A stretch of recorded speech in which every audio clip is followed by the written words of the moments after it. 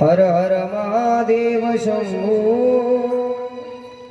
काशी विश्वनाथ गंगे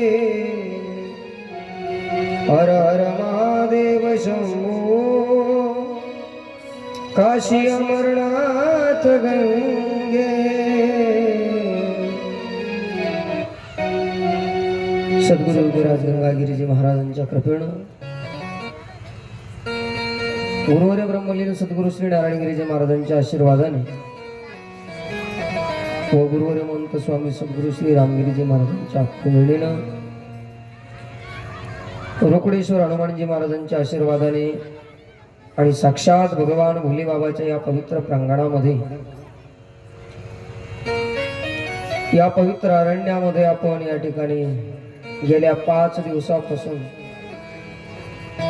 ही शिवनामाची गंगा या ठिकाणी प्रवाहित करत आहोत आणि या शिवनामाच्या गंगेमध्ये आपण सर्वजण स्नान करत आहोत। लक्षात घ्या, जीव एरवी असाही देहत्याग करतो आणि तसाही देहत्यागच करतो, त्याला देह सोडावाच लागतो एक दिवस।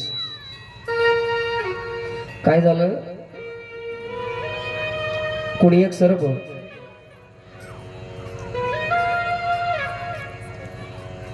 त्याला गरुडानं उचललं आणि उंच आकाशामध्ये घेऊन गेला।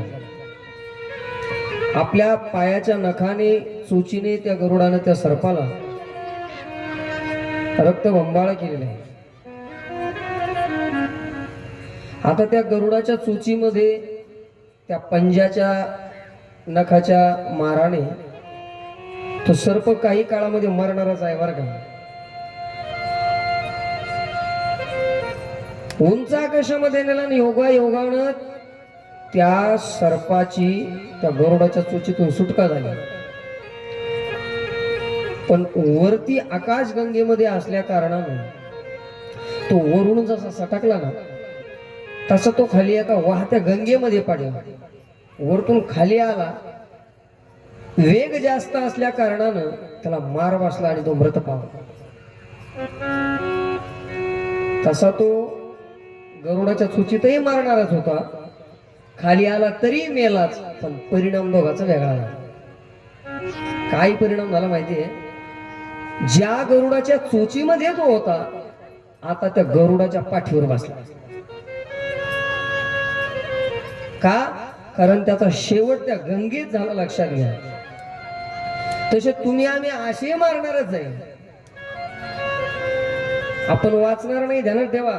एक दिवस काळ येणार आहे, आपल्याला नेणार आहे, पण जाण्याच्या अगोदर जर त्या काळाच्या मुखामध्येच कायम राहण्यापेक्षा कधीतरी त्या काळाच्या पाठीवर बसण्याचा योग येईल आपला, आणि तो योग येण्याकरता आपल्याला या कथारूपी गंगेमध्ये स्नान करायचं आहे। इथं 3 गोष्टी जिवंत आहे। एक ही त्रिवेणी आहे, या कथा म्हणजे काय आहे, त्रिवेणी आहे। इथं देव आहे, इथं भक्त आहे आणि इथं नाव आहे। देवाचं नाव आहे, देव आहेत आणि देवाचे भक्त आहेत। जगद्गुरू तुकाराम महाराजांनी या कथेचं वर्णन करत असताना स्पष्ट मत मांडलं, कथा त्रिवेणी संगम कथा त्रिवेणी संगम देवा भक्ताने नामा देवा भक्ताने नामा होते तिचे उत्तम चरण राजवंदिता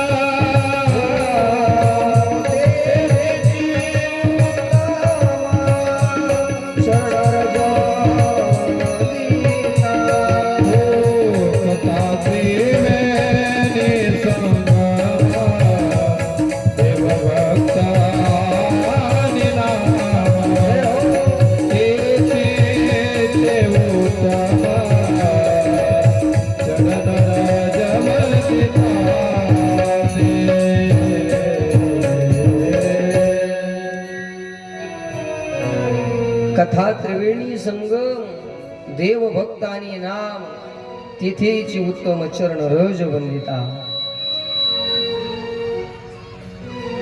या धर्ममंडपामधील ज्या स्थानावर कथा चालू आहे किंवा भगवत चिंतन चालू आहे अशा स्थानावरची माती जरी कंपळाला लागली ना तरी उद्धार आहे. कारण इथं अनायास आहे, कोणाच ठाऊक आहे की देव कोणाच्या रूपात येऊन जाईल म्हणून. आणि तेवढं जर ओळखता आलं असतं आपल्याला, आपण काही केलं असतं. ते ओळखू येत नाही, पण तो आल्याशिवाय राहत नाही, लक्षात घ्या. तिथे असे देव उभा जैसी समचरणाची शोभा. म्हणून हा पवित्र सोहळा गेल्या 6 दिवसापासून आजचा 6वा दिवस आहे आणि आपल्या जीवनातले फक्त आता आनंदाचे 2च दिवस शिल्लक राहिले. एक उद्याचा आणि परवा काल्याचा. काला झाला की हाला.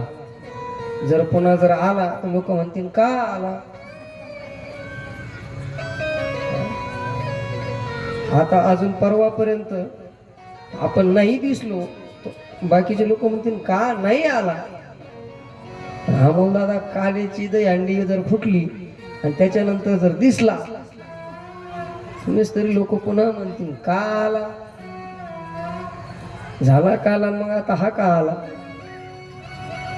याला हा का. म्हणून सर्व महादेव भक्त परिवार, कथेसाठी उपस्थित सर्व भजनी मंडळी, सर्व गावकरी मंडळी या ठिकाणी उपस्थित आहे.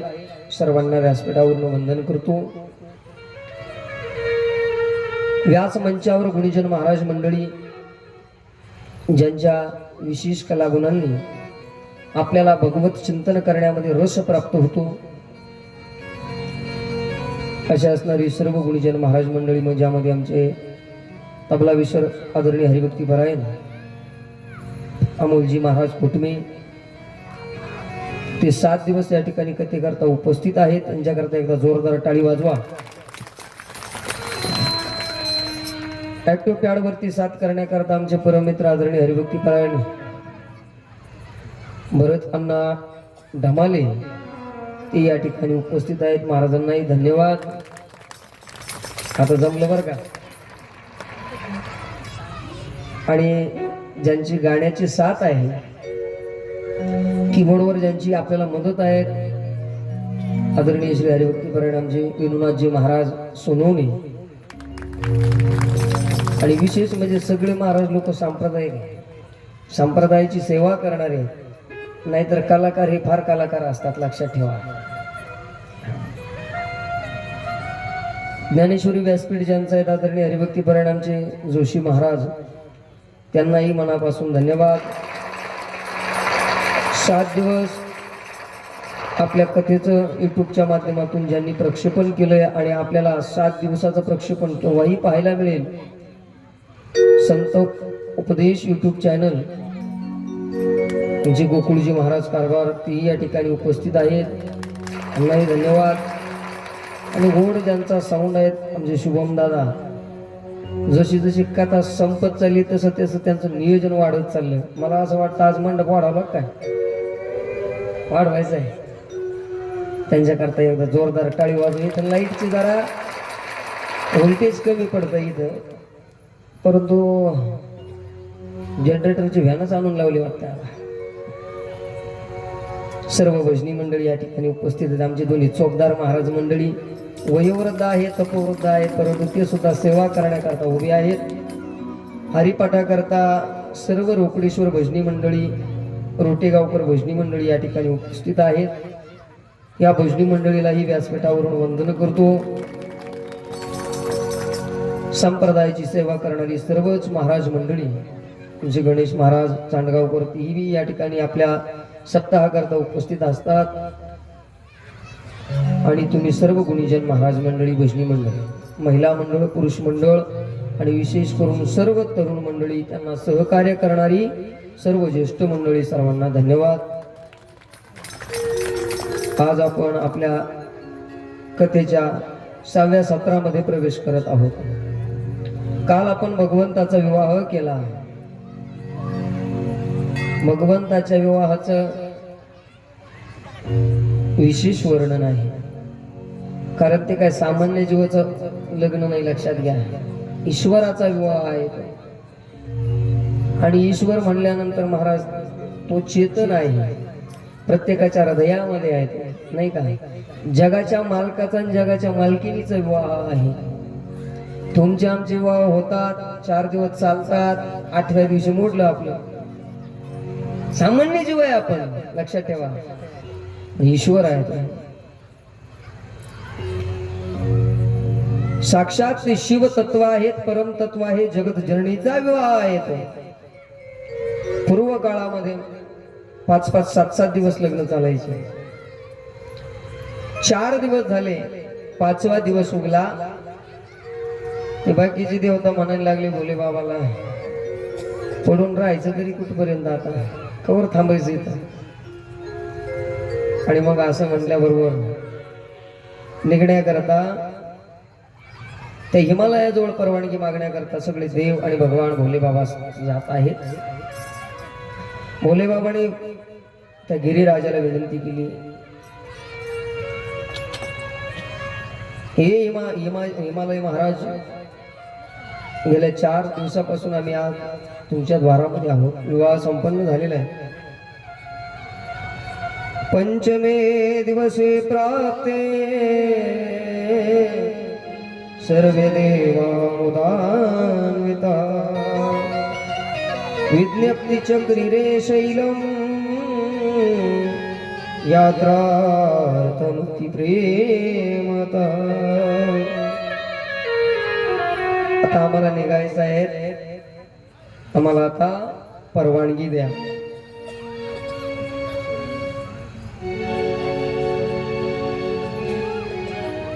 परवानगी हा शब्द ऐकला आणि बाजूला हिमालय महाराजांची पत्नी मैना राणी उभी आहे.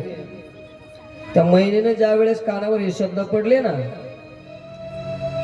की आता जाण्याची तयारी करतायत भगवान महादेव, मैनेचं हृदय भरून आलं महाराज.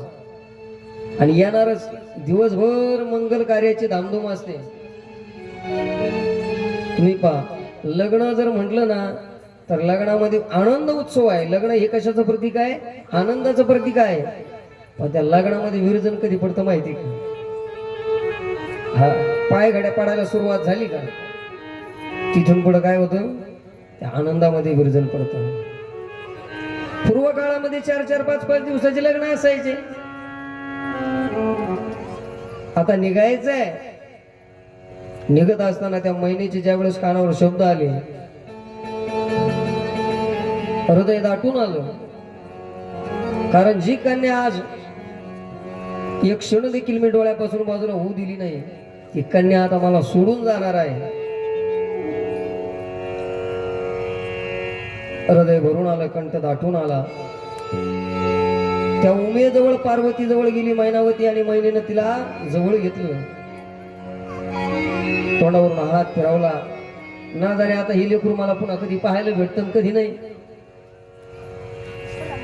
साहजिकच आहे, त्या आई बापानं लहानचं मोठं केलेलं असताना एका क्षणामध्ये नाव बदलायचं असतं, नाही का? सगळ्यात मोठं योगदान की त्या बापाने केलेलं कन्यादान. संकल्प सोडला की आजपासून मी ही दान दिलेली आहे. ज्याला आपण कन्यादान म्हणतो ना, दान या शब्दाचा अर्थ काय होतो माहितीये का? जे माझं होतं मी ते तुम्हाला दिलं बापू. आता माझा त्यावर कुठल्याही प्रकारचा हक्क नाहीये. पाणी सोडणं म्हणजे पूर्ण रजिस्ट्री आहे. हा, पुढे उद्या कोर्टात जाऊन समजा आपण जी म्हणतो ना, त्या रजिस्ट्री पेक्षाही संकल्प सोडणं हा सगळ्यात मोठी रजिस्ट्री ती. कन्यादान होत बघा तुम्ही, त्या पितेला कन्यादान होतेपर्यंत जेवता येत नाही. का जेवत नाही तो? ते दान सोडायचंय त्याला. हा, मग तिथून पुढे सगळ्या सुखाच्या दुःखाच्या सगळ्या जबाबदाऱ्या आता कोणाच्या आहेत? आजवर होती आमची आणि आता झाली. सगळं तुम्हाला पाहावं लागेल महाराज. मैनावतीला सगळे लहानपणचं सगळं आठवायला लागलं की उमा तू किती हट्टी होतीस.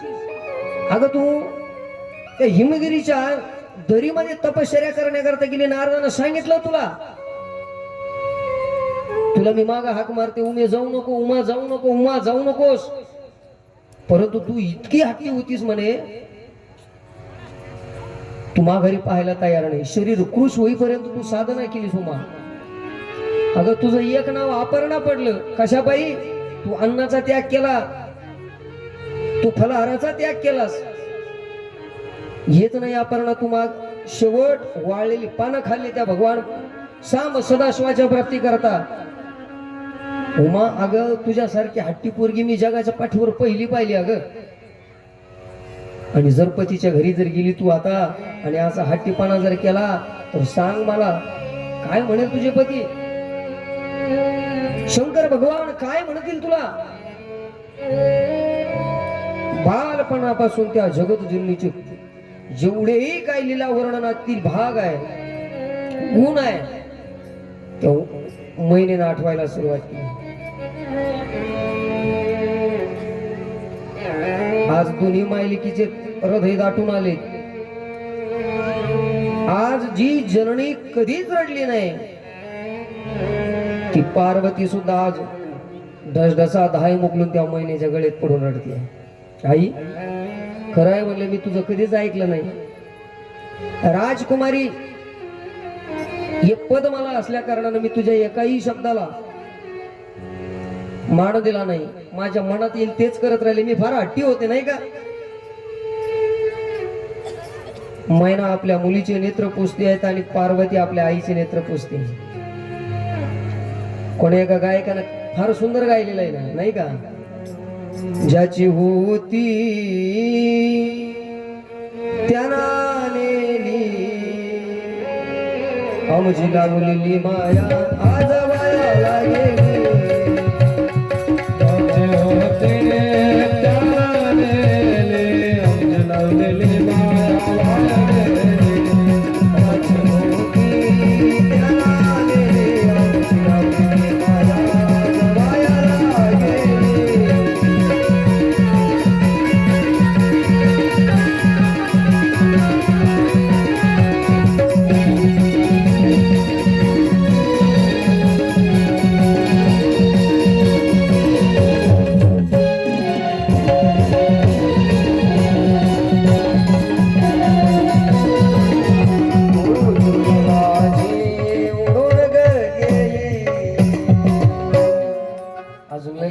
आपल्याला ज्याची होती त्याला एका क्षणामध्ये विसरून जायचंय. पण बघा कन्या माहेराला जात असताना त्या महिनेनं तशी नाही जाऊ दिली बरं का. तिला आत्मउपदेश केला. तिथे एक ब्राह्मण पत्नी आली. त्या ब्राह्मण पत्नीना उपदेश करायला प्रारंभ केला. हे महिना तिला जवळ घेतलं. कुलवान स्त्रीनं कसं जगावं, कसं वागावं. कारण आज हे मी तुला सांगू शकते म्हणजे उद्या जर तुला तिथं विचारलं काय सांगशील तू? लोक सहज म्हणता ना तुझ्या मायबापाने हेच शिकवलं का तुला? म्हणून 4 हिताच्या गोष्टी मी तुला सांगते. सगळ्या सर्वांगाचे कान करून ऐक बाई. हे गिरिजा, तू हिमालयाच्या कुळामध्ये जन्माला आलीस आणि आपल्या कुळाची रीत आहे त्या रीतीप्रमाणे तू वाग.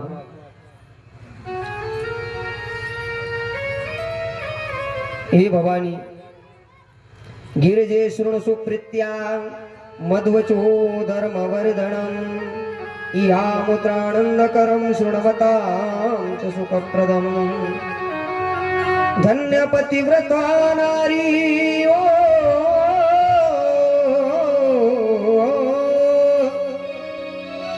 नान्या पूजा विशेषता पावनी सर्व लोकाना सर्व पाप गणाशिनी. हे गिरिजा, मी जे सांगते ते प्रेमपूर्वक ते वचन ऐक तू. श्रवण कर, जेणेकरून तुला सुख मिळेल. धन्या पतिव्रता नारी नन्या पूज्या विशेषतः पावणी सर्व लोकानां सर्व पापो घनानिशी. अगं ज्यांचा विवाह झाला ना म्हटल्या त्या नारी धन्य आहे, पण कोणत्या? ज्या पतिव्रता आहेत त्या. अशा स्त्रीचं दर्शन जरी घेतलं ना म्हणले, ज्या नयाप्रमाणे रवीच्या नवे निशीचा नाश, उदय होताची प्रकाश, किंवा एखादा जागा झालेला माणूस आहे आणि त्याला म्हणा तू स्वप्न पाहून बघ बरं. जागी माणसाला स्वप्न पडत नाही. स्वप्न पाहण्याकरता झोपच लागावी लागते. तुम्ही बरतळण्याचा प्रयत्न करून पहा, ते मॅच होत नाही. जसं दिवस उगल्यानंतर तुम्ही जर रात्र थोडीशी जरी प्रसादापुरता मागितली तरी ती भेटत नाही ना, तसं त्या पुण्यवान स्त्रीला जर पाहिलं ना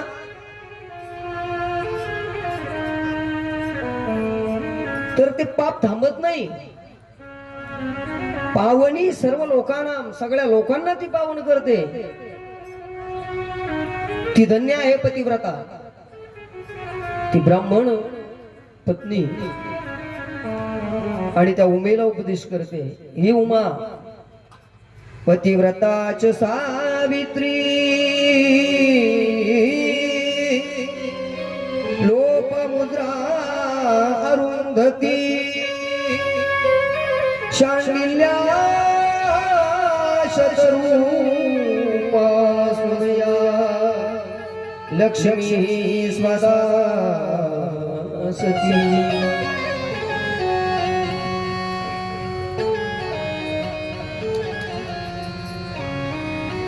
हे गिरिजा मी त्याला काही पतिव्रता स्त्रियांची नावं सांगते या भरत खंडामध्ये.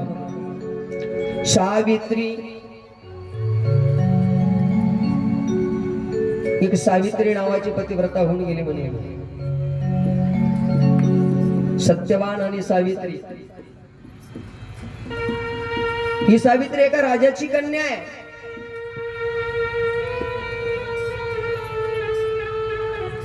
आणि तिला राज्यामध्ये अनेक प्रकारचे वर पाहिले, परंतु कुठल्याही प्रकारचा वर तिला प्रसन्न होईना, अर्थात तिला आवडेना.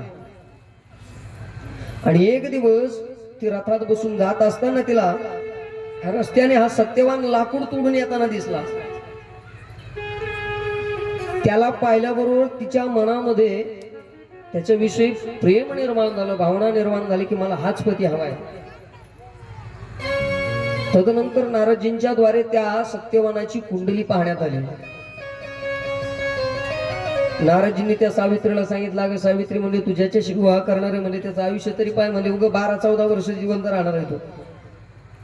एवढं ज्ञात असून सुद्धा सावित्रीने सांगितलं, महाराज तू कितीही जिवंत राहिला तरी मी त्याच्याशीच विवाह करीन, हा मी निर्णय घेतलाय म्हणले. राजाचा निरोप सत्यवानाला गेला. सत्यवान राज दरबारामध्ये आला. राजाला सांगायला सुरुवात केली. राजाने सांगितलं, अरे माझी कन्या तुझ्याशी विवाह करू इच्छिते. सत्यवानाने सांगितलं, महाराज तुमची कन्या इच्छा व्यक्त करते हे बरोबर आहे, पण माझी इच्छा नाही, त्याचं काय करायचं? मी करू शकतो विवाह तिच्याशी, हरकत नाही, परंतु माझी परिस्थिती गरिबीची आहे. मला दिवसभर लाकडं जर नाही तोडले तर मी संध्याकाळी आई बापाला काय घालू? उदरा करता काही ना काही करावंच लागेल ना मला. ही राजकन्या आहे आणि या राजकन्याला माझ्या घरी राहणं शक्य होणार नाही. गंगेवरून पाणी आणावं लागेल डोक्यावर, चुलीवरती स्वयंपाक करावा लागेल, विवाह झाल्यानंतर माझ्या अंध मातेपितेची सेवा करावी लागेल आणि मी दिवसभर लाकडं तोडण्याकरता जातो डोक्यावरती, त्या लाकडाच्या मुळ्या व्हाव्या लागतील.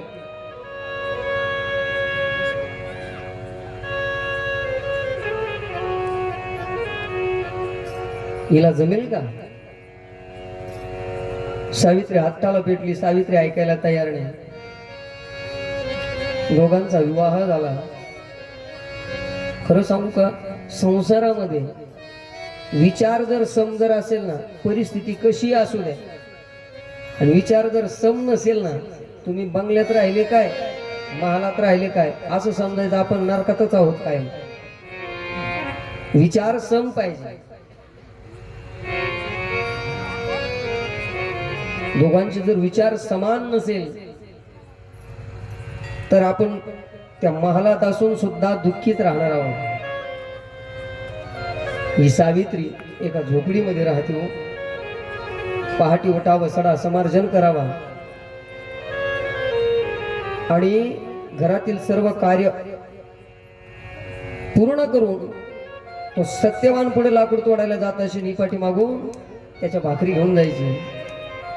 आणि एक दिवस हा सत्यवान, त्याला सत्यवानाला नेण्याकरता यम आले. हा संध्येचा वेळ आहे आणि संध्याच्या काळामध्ये हा सत्यवान खाली पडला. त्या सावित्रीनं त्याचं डोकं मांडीवरती घेतलेलं आहे.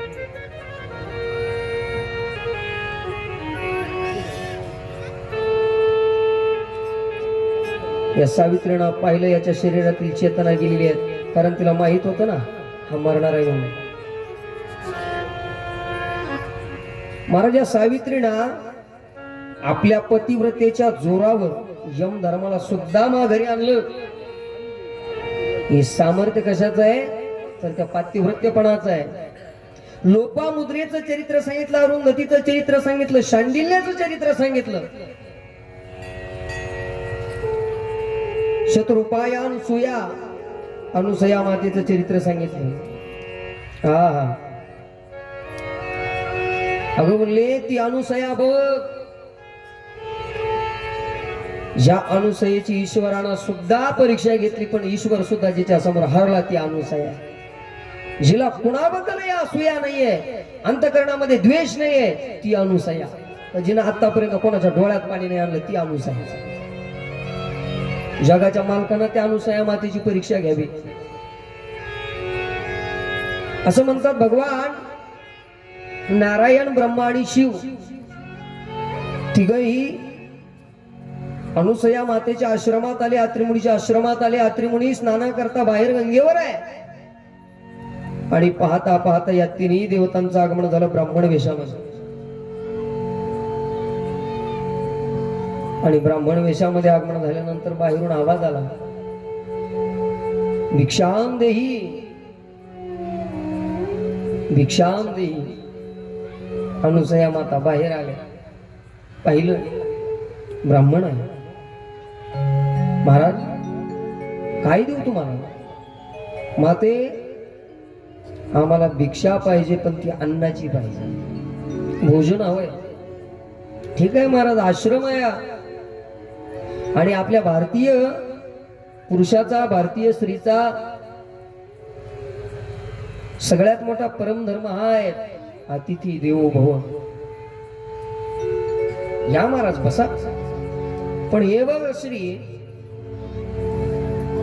तुला जर आम्हाला जर भोजन रूपी भिक्षा जर द्यायचीच असेल, पण आमची आट आहे काय, तुला अन्न शिजवत असताना त्या अन्नाला अग्नीचा स्पर्श होऊ नये. अग्नीचा स्पर्श होता कामा नये. आता मला सांगा, तुम्ही जर अग्नी जर दिलाच नाही अन्नाला, कसं शिजायचं ते? अग्नी तर द्यावाच लागेल. बरं अन्न पाहिजे, धान्य नाही ना, धान्य देता येईल, अन्न नाही देता येत ना शिजल्याशिवाय, काय करावं? ठीक आहे महाराज, अजून तिसरी अट, तू ज्याही वेळेस आम्हाला भोजन देणार आहेस त्यावेळेस विवस्त्र अवस्थेमध्ये राहावं लागेल. ठीक आहे, जर अशी भिक्षा तू आम्हाला देत असेल तर दे, अन्यथा आम्ही तुझं सत्वहरण करतोय. अनुसया मातेने ईश्वराची प्रार्थना केली, आपल्या पतीचे चरण आठवले आणि मनोमन संकल्प सोडला, मी माझ्या पतीला सोडून अन्य पुरुषाला जर माझ्या हृदयामध्ये यत्किंचित जरी स्थान दिलेलं असेल तर या सगळ्या दोषाची मी भागीदारी असेल. पण माझे पती सोडून जर अन्य पुरुषाचा मी जर कधी स्वप्नामध्ये देखील कधी अंगीकार केलेला नसेल तर यांनी केलेले संकल्प माझ्या सेवेतून त्यांची सेवा पूर्ण व्हावी, अर्थात यांची इच्छा माझ्या हातून पूर्ण झाली पाहिजे असं म्हणतात. ती अनुसया आपल्या अंगणामध्ये आली, हातामध्ये पात्र आहेत. भगवान सूर्यनारायणाकडे पाहिलं आणि सूर्य महाराज ती जर रस्त्यानं जर चालली ना अनुसया माता, सूर्याला भीती वाटत होती, बापू तापावं की नाही तापावं, तापावर कदाचित हिना जर वरती पाहिलं तर मला जाळून टाकील. पतिव्रतीचं लक्षण आहे ते. हा तुकोबराय म्हणतात जर पुण्यवान श्रीचं दर्शन जर झालं ना, भूक जर लागलेली असेल ना, पुण्यवान श्रीचं दर्शन जर झालं तर माणसाला पोटभर अन्न खायला मिळतं.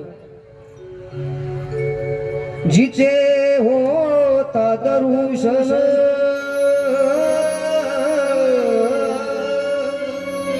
मिळे पोटभर अन्न, मिळे पोटभर अन्न. त्या पतिव्रता स्त्रीचं तोंड जरी पाहिलं, पाय जरी दिसले, दर्शन जरी झालं तरी पोटभर अन्न खायला मिळतं. महाराज इतकी ताकद आहे. जर अनुसया माता रस्त्याने जर चालली तर धरणी माता सुद्धा कोमल होत होती. ना जाणे मला शाप देती का काय ही, जर मी कठोर झाले तर. हा अनुसया मातेचा नियम होता, कसाही पुरुष रस्त्याने जर चालला ना अनुसया मातेला पाहिलं तर त्याच्या मनामध्ये मातृभाव जागा होत होता. महाराज विकार अनुसया मातेला पाहिल्यानंतर विकार, त्याची बुद्धीच बालबुद्धी होत होती. महाराज ही ताकद होती. बाहेर गेली, भगवान सूर्यनारायणाकडे पाहिलं, हे नारायण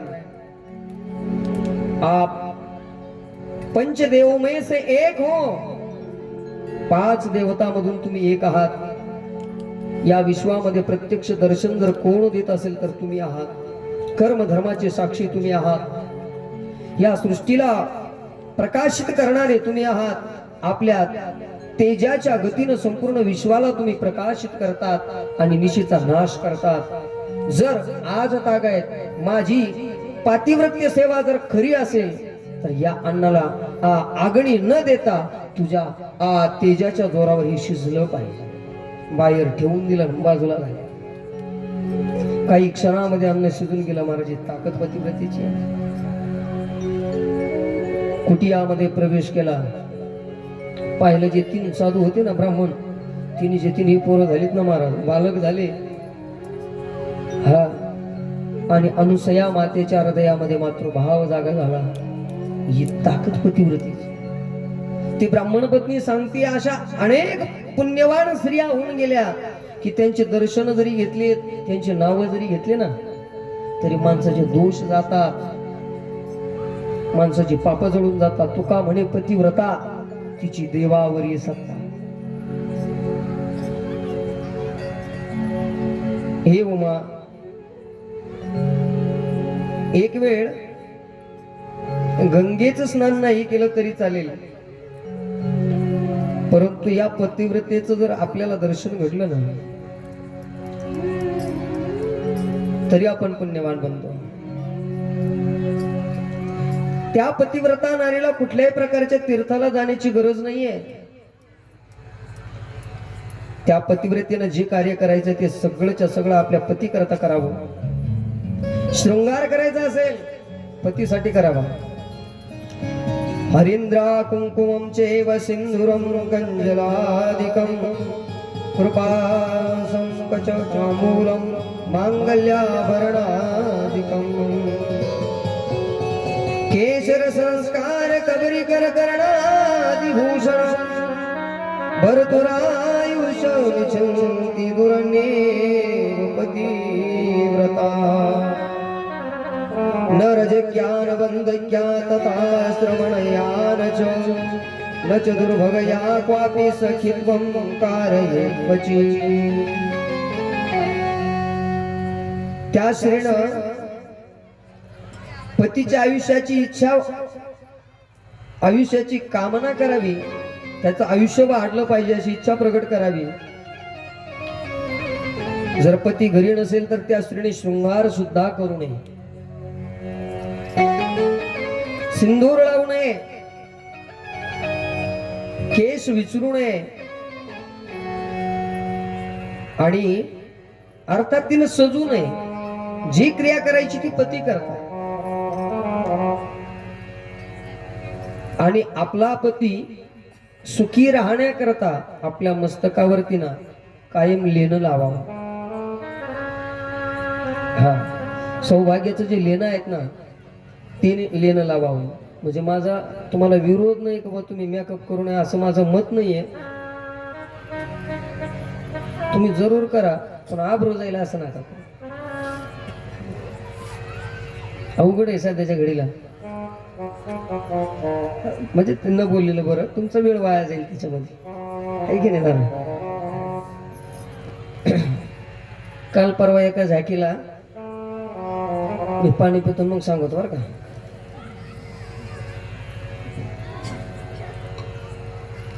उद्या पुन्हा वाटेगाव चर्चा आहे. बाबा पाणी पिऊ पिऊ आणून राहिला. ते झाकीवाले जे होते ना ते भरताना मिळवते, अरे ते आले का झाकीवाले, ते नाही नाही म्हणते. विचार कुठे गेले, म्हणजे आब्रो करायला.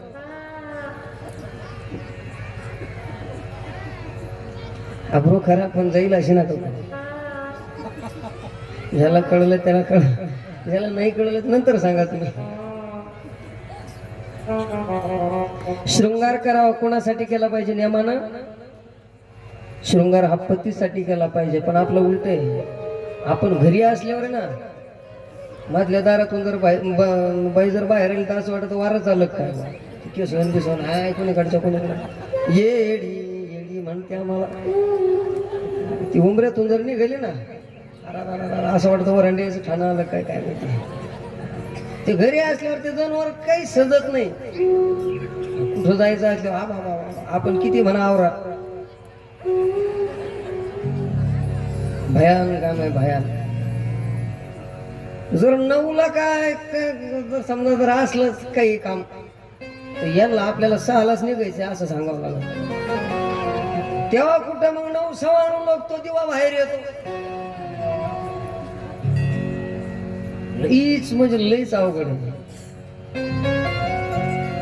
अवघड म्हणजे बायाच्या बाबतीत बोलायचंच काम नाही काही. हा विषयच नाही. आम्हाला फार आवड आहे महाराज पहिल्यापासून. अशी किती वेळ आली तर आम्ही घाबरतच नाही.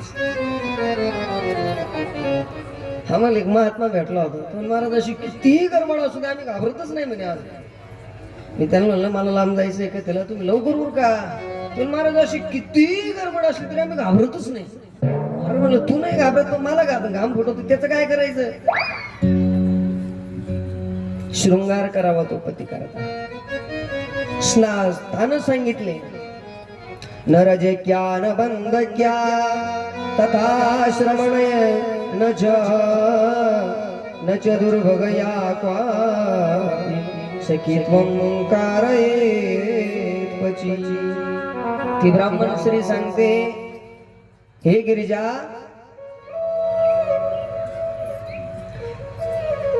पतिव्रता नारीनं धोबीन वंद्या व्यभिचारिणी संन्यासिनी अथवा दुर्भाग्ययुक्त स्त्री जी असेल तिच्याशी तिची संगत करू नये जास्त. दुसरी गोष्ट न खुलेन मुसलेन वर्धिन्यां दुष्यपि न यंत्रकेन देहिया सती न प्रवसेत क्वची. उखळावर बसू नये तिला, मुसळाच्या जवळ बसू नये, झाडू जवळ बसू नये, लोंढा ओट्यावर बसू नये. अशी स्थानं सांगितले त्या स्त्रीला कशा पद्धतीने जीवन जगावं. आपला जो पती आहे त्या पतीलाच भरता देवो गुरुर भरता धर्मतीर्थ व्रतानीच तस्मात् सर्वं परित्यज्य पतिमेकं समर्चये. धन्याजन्ये लोके सधन्यो जनकः पितः धन्य सच पतिर्यस्य गृहे देवी पतिव्रतः. त्या स्त्रीची माताही धन्य आहे, त्या स्त्रीचा पिताही धन्य आहेत आणि त्या स्त्रीचा पती सुद्धा धन्य आहे. आणि पुढे महाराज सकाळ झाली. संपूर्ण हिमालय नगरीमध्ये बातमी पसरली की आता उमा निघणार आहे. महाराज सगळे देवदेवता निघून गेली. आता भगवंताच्या संगतीमध्ये जे राहिले ना ते आहेत भगवंताची गण, भूत, वेताळ.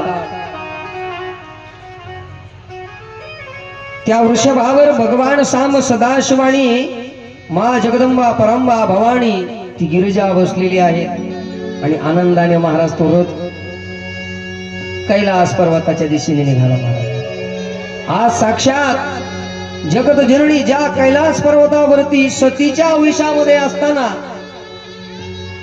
त्या साम सदाशिवाचा संग सोडला. अनेक हजारो वर्षानंतर स्वतः परमपिता आणि जगत माता एकत्र दिसतीय. महाराज आकाश गंगेमधून त्यांच्यावरती फुलांचा वर्षाव होतोय. सगळे गण नाचत गेले. कैलास पर्वतावरती सुंदर असा उत्सव साजरा करण्यात आला.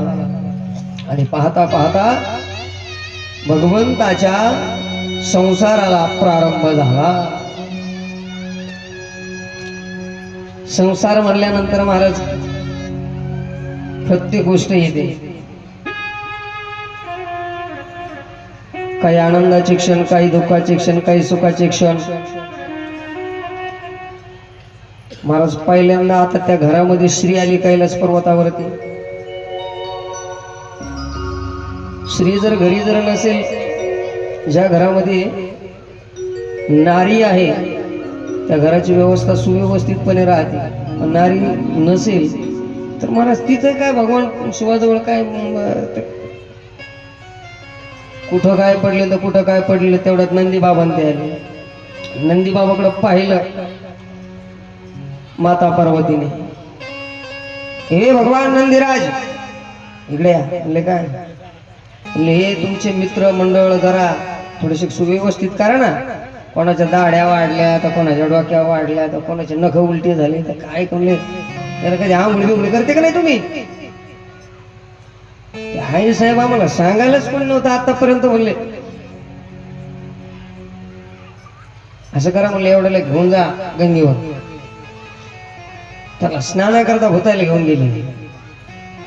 माझं ते स्नानात नीट करा होते आणि सांगितलं हाताला होते हातपाय काळे निळे झाले, चांगले घसून काढा. ते गेले महाराज स्नानाला. ते भूतच होते, ते काही केले त्या भूत स्नान करायला लागले. माझं त्यानं डुबले वर यावं का नाही लवकर. ते आपलं कसं आहे, आपण डुबलो म्हणजे फुगल्यावर आपण आपाप वर येतो. आपलं काही नाही तसं. आपण काय लई टाइम खाली राहतो का? फुगले म्हणजे आपण आपाप काढायला येतो. ते बाहेरच ये ना. ते भगवान भोले बाबांना विचारलं, म्हणले आज काय जादू झाली? म्हणले तू आली सगळेच गेले बाकीचे, नेमकी काय भानगड काय? तुझी एंट्री झाल्याबरोबर एक दिवसानं मला इथं घरामधल्या गड्याला हाका मारायला सुरुवात केली. ए नंदी शृंगी, अरे तुम्ही कुठे? एक नाही जवळ. आई साहेबांना सांगितलं ते सगळे आंघोळीला गेले. म्हणले कोण खळाव्या घेता हाताला लावते. एक जणाला सांगितलं अरे ते पाठीला लिंबळ झालं पाठ घसत. तो हिमालय त्या कैलास पर्वताच्या टिकडीला गेला, पाठ खाजायला लागला. महाराज ते भूतच ना काही केलं तर. हा तिकडनं आले महाराज. तिथं काय मग आता काय तिकडे काय पावडर का काय का काय भस्माची धुनी चालू होती. धुनी आणि त्या धुनी जवळ गेले महाराज. भस्म घेतला हातामध्ये आणि भस्म घेतला, सर्वांगाला भस्म लावला. आई साहेबांना विचारलं, म्हणलं आता हे काय केलं? नंदी बाबा इतर गण सांगायला लागले, आई साहेब पहिलं स्नान झालं पाण्याचं आणि आता हे स्नान झालं भस्माचं. आम्हाला असं वाटतं म्हणले जलानं काय पाहिजे तेवढी शुद्धी होईल ना होईल सांगता येत नाही. तन शुद्ध झालं म्हणले पण मन नाही झालं ना. आणि तुम्हाला खरं सांगतो, साबणी किती लावल्या ना मन नाही शुद्ध होत. तुकाराम महाराजांचे प्रमाण आहे, फिल्टरच्या पाण्याने जरी आंघोळ केली म्हणून मन शुद्ध होतं का? नाही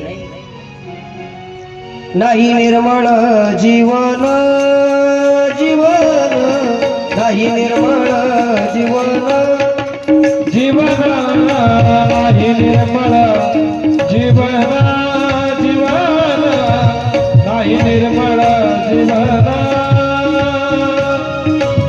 जीवन नाही निर्मळ जीवन जीवन नाही निर्मळ जीवन ओ जीवन नाही निर्मळ जीवन जीवन नाही निर्मळ जीवन हो काय करील सावन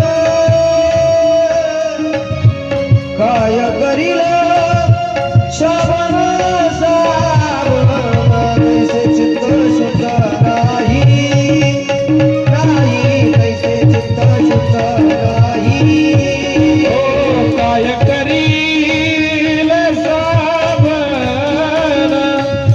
काय करील सावन सबन नाही नाही कैसे चित्त शुद्ध नाही हे नाही निर्मळ जीवन काय करील सावन कैसे चित्त शुद्ध नाही बोध करील नाही कैसे चित्त शुद्ध नाही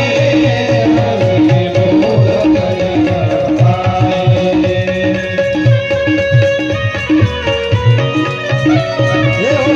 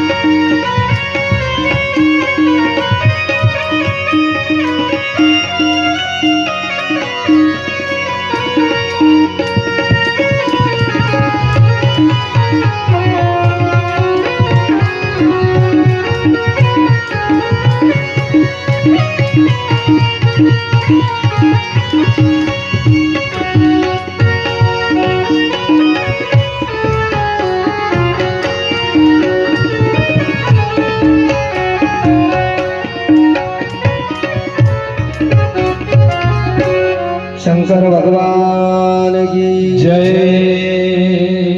श्री शिवाय नमस्तुभ्यं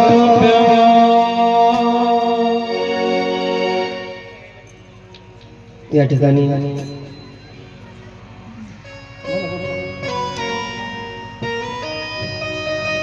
आदरणीय श्री शिल्पाताई परदेशी या ठिकाणी आपल्या कथेला भेट देण्याकरता आपली अमूल्य किमतीची वेळ खर्च करून उपस्थित आहेत. एकदा सर्व भक्त मंडळाच्या वतीनं त्यांचं टाळी वाजवून स्वागत करा.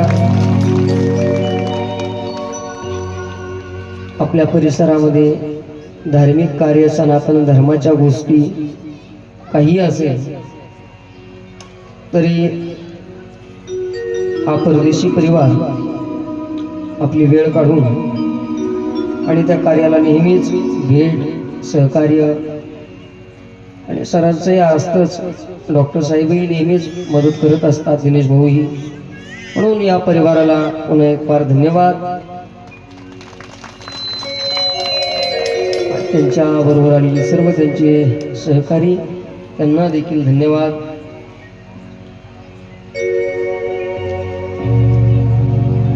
तुकोबाराय वर्णन करतात, नाही निर्मळ जीवन काय करील साबण. पाणी निर्मळ असून फायदा नाही, किती साबण लावलं म्हणून फक्त शरीर शुद्धी होते, मनाच्या शुद्धीचं काय हो? आणि सगळ्यात मोठं दुःख मनाला आहे. तनु से दुख है बडा मन को. तनाला झालेली जखम ती औषधाने बांधता येते, मनाला झालेल्या जखमेचं काय करायचं?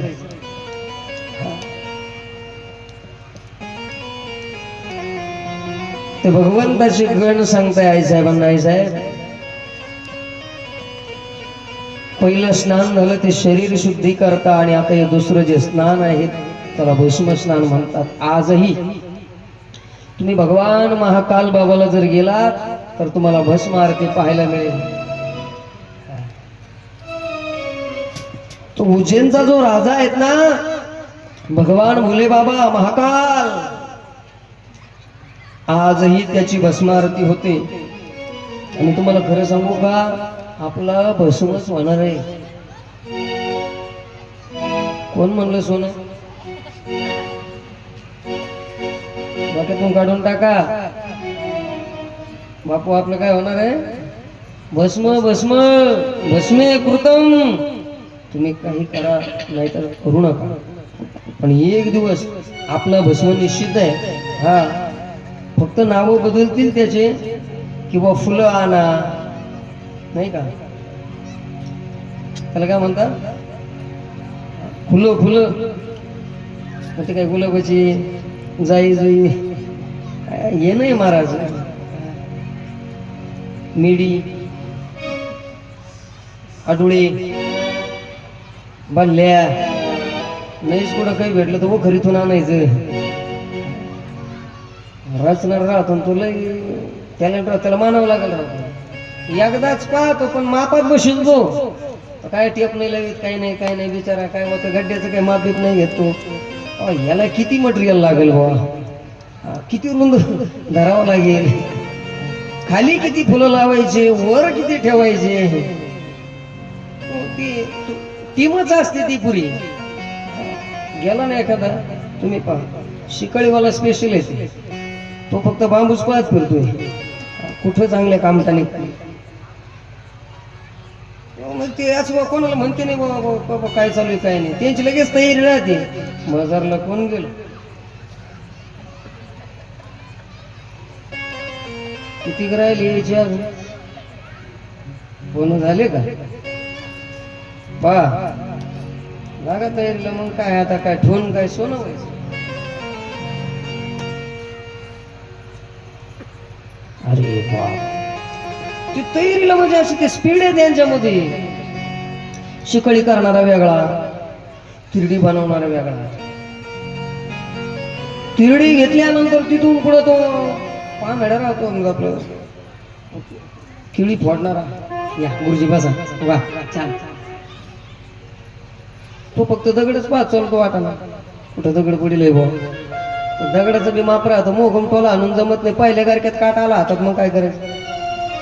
माप आहे ना त्याला सुद्धा. 3 चक्र होईपर्यंत पहिल्या चक्राला आपलं उगणच भर पडतंय बोक्सी. दुसऱ्या गारक्याला मग थोडस बरोबर, तिसऱ्या गारक्याला मग बरा टोला आणतो, चौथ्या ते 4 नाही ना. तुम्ही खरंच हा म्हणून राहील राव.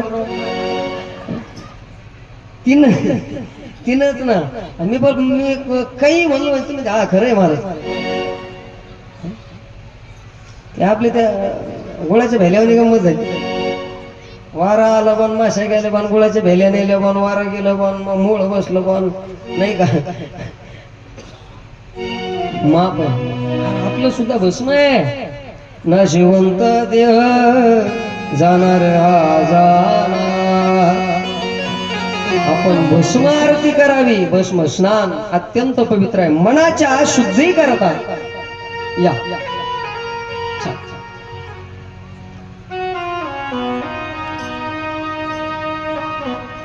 मनाच्या शुद्धी करता भस्म स्नान. आई साहेबांनी सांगितलं, अरे बाबा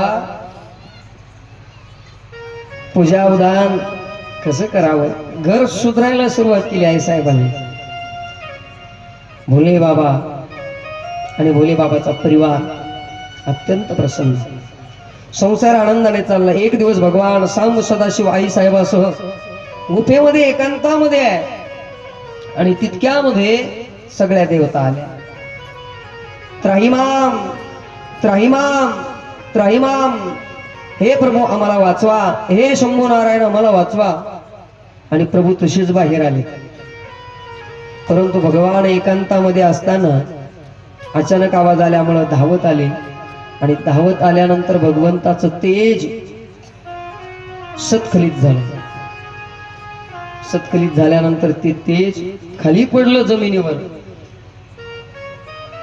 ते जमिनीवर पडल्यानंतर ते भूमातेला सहन होत नाहीये. मग सगळ्या देवतांनी भगवंताचं तेज आपल्या मुखामध्ये घेऊन उदरामध्ये स्थिर करण्याचा प्रयत्न केला. आई साहेब बाहेर आल्या आणि त्या जगतजननीला राग आला. हे देवतांनो, तुम्ही आतापर्यंत स्वार्थापोटी ज्या ज्या वेळेस तुम्हाला स्वार्थ वाटतो त्या त्यावेळेस तुम्ही भगवान भोले बाबा जवळ आलात आणि भोले बाबाला येऊन संकटामध्ये टाकत गेला. आम्ही एकांतामध्ये बसलेलो असताना तुम्ही आमच्या सुखामध्ये बाधा आणली. मी तुम्हाला शाप देते. मामिरोद्य सुखम चैव नैव केशाचिदपि निर्जरा तस्मा दुःखम भवेत् द्रोही दृष्टानां दिवोकसा. हे देवतांनो, तुम्हाला मी शाप देते की तुम्ही नेहमी दुःखी व्हाल. समोर अग्नी होता. अग्नीला सांगितलं तू भगवंताचं तेज ग्रहण केलंय. सर्व भक्षी भव शूचे पीडितात मेती नित्यशः शिवतत्वम न जानामि मूर्खोसी सुरकार्य कृत. हे अग्नी, तुला भगवान शिवाचा प्रताप माहित असून देखील तू भगवंताचं तेज उदरामध्ये घेतलं. मी तुला आजपासून शाप देते की तू सर्व भक्षी बनशील. चांगले वाईट पदार्थ सगळं तू ग्रहण करशील. हा त्या पार्वती मातेचा शाप आहे भगवान त्या अग्नीला. आणि पाहता पाहता सगळ्या देवतांच्या शरीराची दहा होऊ लागली. अंगार होत आहे शरीराची. काय करावं काय करावं. भगवंताने भगवान भोले बाबाने विचारलं देवतांना, देवतांनो काय यानं केलं. त्यावेळेस देवतांनी सांगितलं, हे प्रभू, हा ताराकासुर नावाचा जो दैत्य आहे ना म्हणे, तो आम्हाला फार त्रास देतोय.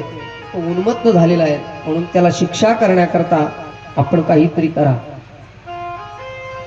भगवंताने सांगितलं, त्याला माझ्या पुत्रापासून मृत्यू आहे आणि मी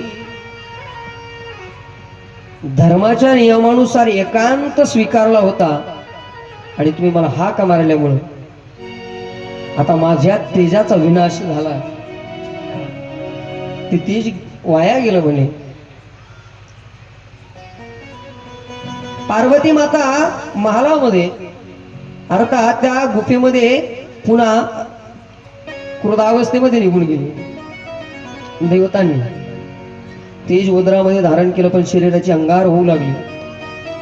अंगार होत असताना देवतांनी विनंती केली, हे प्रभू, आम्हाला वाचवा या दुःखापासून. काय करावं.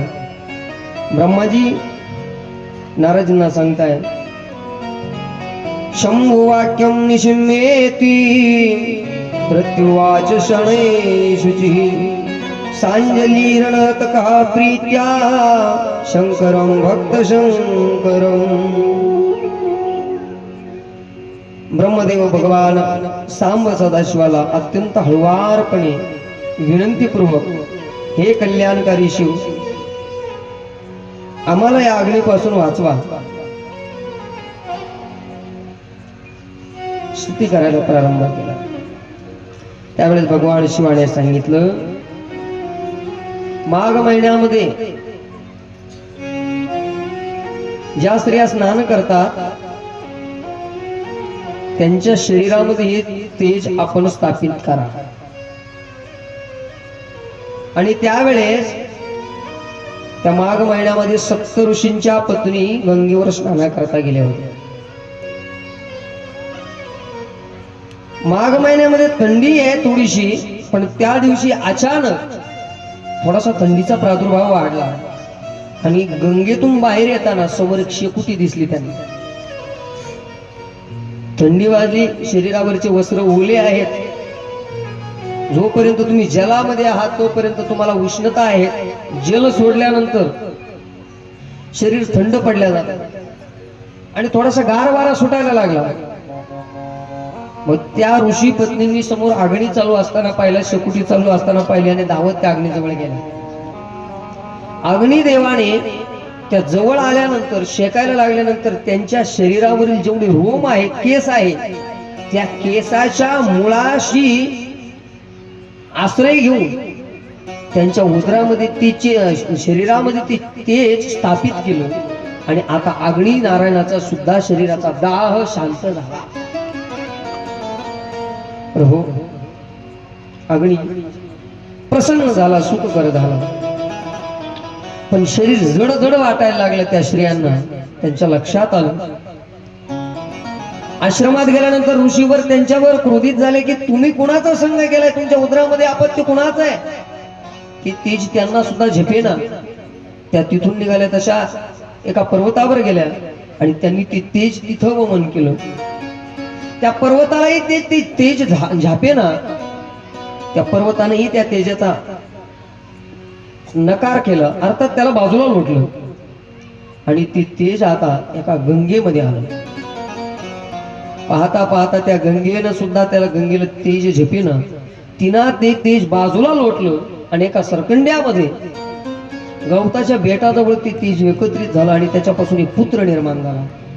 तो पुत्र म्हणजे भगवान स्कंद आहेत, अर्थात भगवान कार्तिकेय. बोलिये कार्तिकेय भगवान की जय.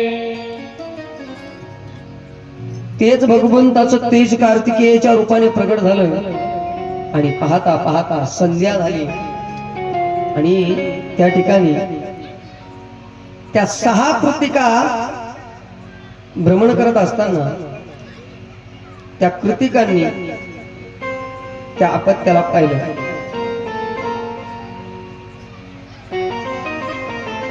नारद मार्गमासे सीते पक्षे तिथौषस्या मुनीश्वर प्रादुर्भाव भवतस्य शिवपुत्रस्य भूतले. मार्गशीर्ष महिना आहेत, शुक्ल पक्षी आहेत आणि षष्ठी तिथी आहे. त्या षष्ठीच्या दिवशी ते शिवतेज पृथ्वीवर प्रगट झालं. प्रगट झाल्यानंतर महाराज ते भगवंताचं तेज आहे, ते जाज्वल्य आहे. समोरून महर्षी विश्वामित्र येत होते आणि येत असताना विश्वामित्रजींनी त्या बालकासह संवाद साधला. त्या बालकाने सांगितलं, महाराज माझा तुम्ही स्कंदाने संस्कार करायला लावला. त्या क्रौच पर्वताच्या परिसरामध्ये त्या 6 कृतिका जात असताना त्या कृतिकांनी पाहिलं, महाराज इतका सुंदर बालक आहे.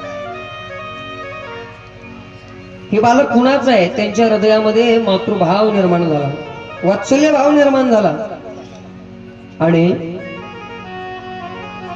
त्यांना प्रेम पाणा उत्पन्न झाला.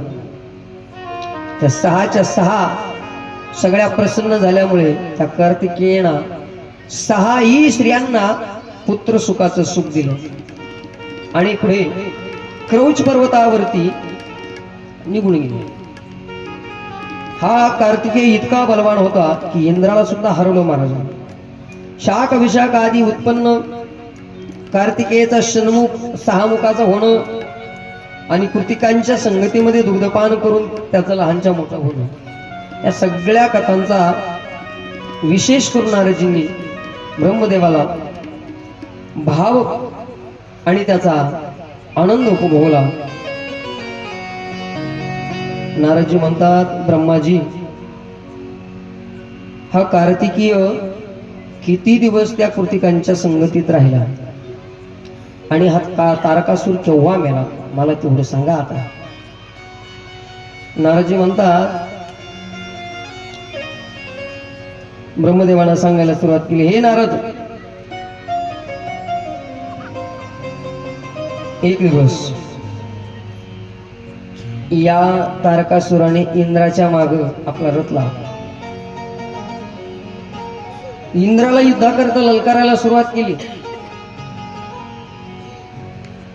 हा तारकासूर नेहमीच देवतांना तांगडायचा. यगन स्वर्गाचे राजे होते, अधिपती होते, पण तो तारकासूर इतका बलवान होता, तो भूलोकातून वरती जायचा आणि त्यांना त्रास द्यायला सुरुवात करायचा. कधी कधी जमिनीवरचा सुद्धा वरच्याला जड असतो ध्यानात ठेवायचा, म्हणून वरच्याला सुद्धा जरा मापातच, वरच्याला सुद्धा बापू मापातच असायचं. जमिनीवरचा असतो ना तो खालून डिंगीला येतो. मग तो भौमासूर तारकासूर खाली होता, पण इंद्र वर असून तांगाडावला त्यांना. आणि या इंद्राच्या नाही तरी लय जरा नावकळा केल्या आतापर्यंत. तुम्ही पहा, प्रत्येक दैत्यानं या इंद्राला पळूपळूच केलेले. हा इकडं लप तिकडं लप याच्या आडलं, तिचं असंच चालू आहे. शेवटी आणाय असे सगळे देव भगवान शिवाजवळ आले, बोले प्रभू आम्हाला वाचवा ना तुम्ही.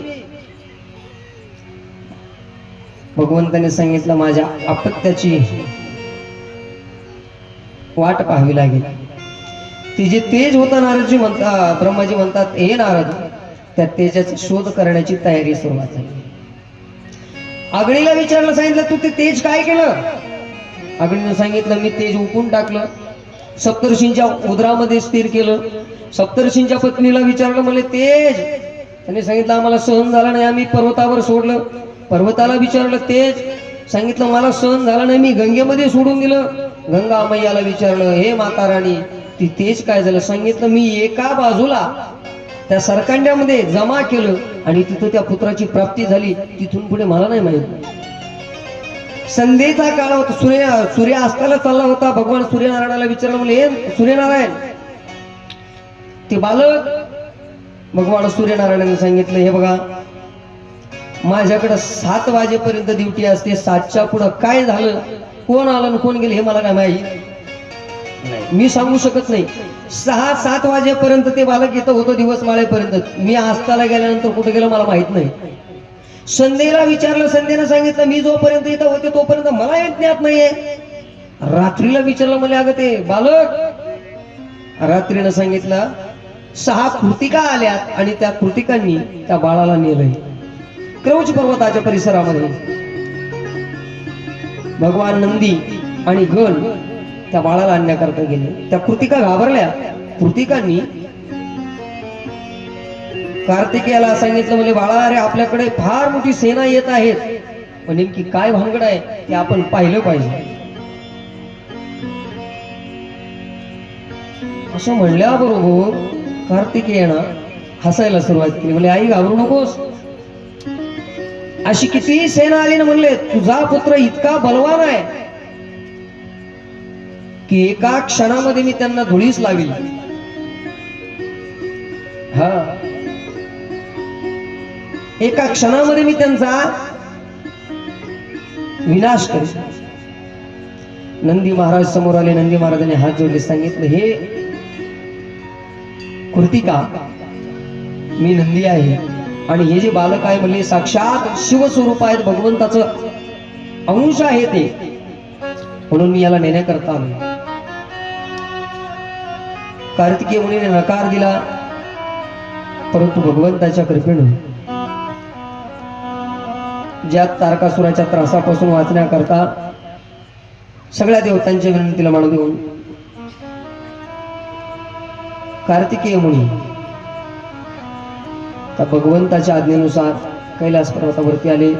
पुढे युद्धाचा प्रसंग येतो. देवासुर संग्राम झाला आणि त्या संग्रामामध्ये एक एक एक एक युद्धाची पायरी ओलांडत भगवान कार्तिकेय आणि त्या तारकासुराचा विनाश केला.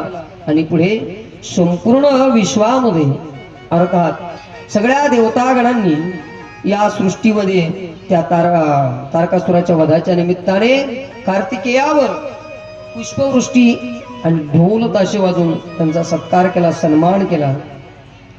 आणि मग त्याच्यानंतर पुढे भगवान गणपती बाप्पाच्या उत्पत्तीची कथा येते. हा. कार्तिकेय महामुनी पहिल्यापासून एकांतामध्ये. आता काय असतं बरं का, जे आपत्ती आपल्यापासून दूर राहिलं ना ते नेहमीच जवळ राहिलं असं सांगता येत नाही. कार्तिकेय महामुनी पहिल्यापासूनच लांब आहे, पहिल्यापासूनच दूर आहे, पार्वतीच्याही जवळ नाहीये, तेव्हा पाहिजे तेवढा लगाव राहिला नाही. पार्वती आणि पार्वतीच्या सखी माता पार्वतीला स्नान घालत असताना माता पार्वती स्नान करत होती आणि तितक्यामध्ये भगवान शिव अचानक आले. त्या सखी लज्जित झाल्या, बाहेर पळाल्या आणि दुसऱ्या दिवशी सगळ्या सखींची चर्चा झाली. म्हणले पार्वती असं करू आपण, हे बघ म्हणले भोले बाबाला वैयक्तिक कितीतरी गण आहे, आपल्या जीवा भावाचा एखादा गण असावा. पार्वतीच्या लक्षात आणून दिलं. हो म्हणले आपल्याला कोणीतरी पाहिजे जीवा भावाचा, की आपली आज्ञा पाळली पाहिजे त्यांनी.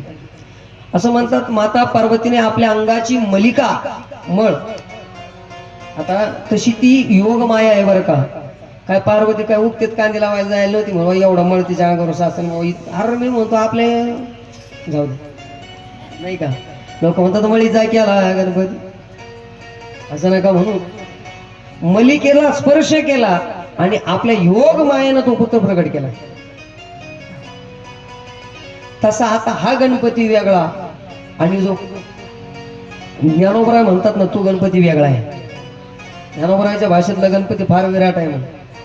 हा, ज्ञानोबराय म्हणतात हे विश्व म्हणजेच गणपती आहे. आकार चरण युगल उकार उदर विशाल मकार महामंडल मस्तकाकार.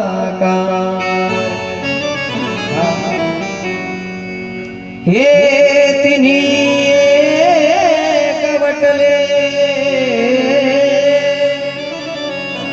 ओंकार प्रधान रूप गणेशाचे. तो गणपती वेगळा आहे. ओम नमो ज्याद्या वेद प्रतिपाद्या जय जय सुसंवेद्या आत्मरूपा देवा तूच गणेशू सकलार्थमती प्रकाशू म्हणे निवृत्ती दासू अवधारी दू. ज्ञानोबरायांच्या भाषेतला गणपती वेगळा, हा योग मायेने निर्माण केलेला गणपती आहे. आणि त्या गणपतीला महाराज नियम घालून दिला. हे गणपती, त्याचं नाव ठेवलं गणेश. सगळ्या गणांचं तो मूळ आहेत, मुख्य आहेत म्हणून प्रथम आहेत म्हणून तू गणेश. मी तुझी माता आणि तू माझा पुत्र, आणि तुला माझी आज्ञा ऐकावी लागेल. आपलं इथं जेव्हा भावाचं दुसरं कोणीच नाही. सांग आई काय करू.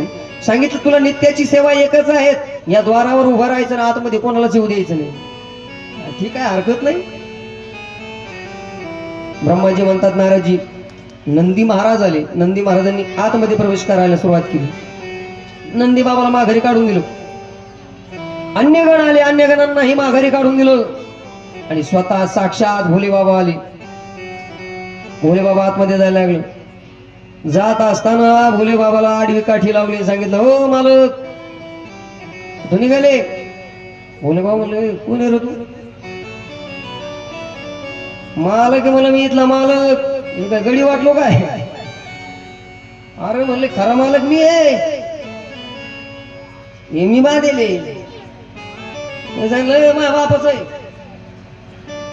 ब्रह्म भगवान शिवानी म्हणले अरे मग मला कसं माहित नाही तू झाला. म्हणले माझी माता आतमध्ये. कोण आहेस तू. गणेशाने सांगितलं मी त्या जगदंबेचा पुत्र आहे आणि माझ्या उत्पत्तीला कारण आहे ती जगतजननी. अरे मला आतमध्ये जायचं. सांगितलं माझ्या आईचा आदेश आहे, मातेचा आदेश आहे, आतमध्ये कुणी जायचं नाही. जोपर्यंत माझी माता बाहेर येत नाही तोपर्यंत तुम्हाला आतमध्ये जाता येत नाही. माझी माता स्नान करत आहे. भगवान शिवाने सांगितलं बाबा आतमध्ये जाऊ देतो का पाहतो इकडं. जमत नाही. हा जाऊ देणार नाही म्हणले मी. जे होईल ते होईल म्हणल्या बाय महागात पडेल बरं तुला सौदा. त्याने सांगितलं काही हो, हा जीव जो नाही जिलेबी खाऊ, पण मी आतमध्ये तुला जाऊ देणार नाही म्हणजे नाही. महाराज पाहता पाहता दोघं असं घनवर युद्ध झालं की 33 कोटी देवता त्या युद्धाकरता उपस्थित आहे. एका बाजूने गणपती आहे आणि एका बाजूने महाराज सगळ्या देवता. एका एका देवतेला गणपती बाप्पाने पळून पळून मारलेला आहे. हा प्रत्येक देवता हरायला लागली आणि स्वतः साम सदाशिवाने आपलं त्रिशूळ उचललं आणि त्या गणेशाला फेकून मारल्या. बरोबर महाराज गणेशाचं शिरच्छेद झाला. शरीर एका बाजूला पडलेलं आहे आणि धड एका बाजूला आहे. शिर बाजूला पडलं, धड एका बाजूला पडलं आणि आतमध्ये आवाज गेला की एवढा आवाज कशाचा? धरा मारा लुटा तोडा. ती जगदंबा बाहेर आली. पाहिलं तर आपलं अपत्य मृत अवस्थेत पाहिलं. त्या गिरिजेला राग आला, उमेला राग आला. तिने शक्ती उत्पन्न केल्या शरीरातून महाराज आणि ती देवतांच्या मागे लागली. मग आता देवतांना असं पळू का सोडू पेल महाराज तिला. हा एक तर तिला राग येत नाही, आला तर आवरत नाही. ती प्रगट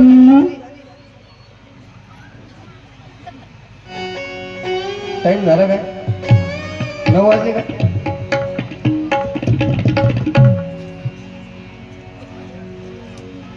नाही बात शिट्ट्या वाजल्या. मला वाटलं 9 वाजले. सिग्नल वाजले. मला भास व्हायला लागला. मला भासच व्हायला लागला. आता असंच म्हणावं लागेल का?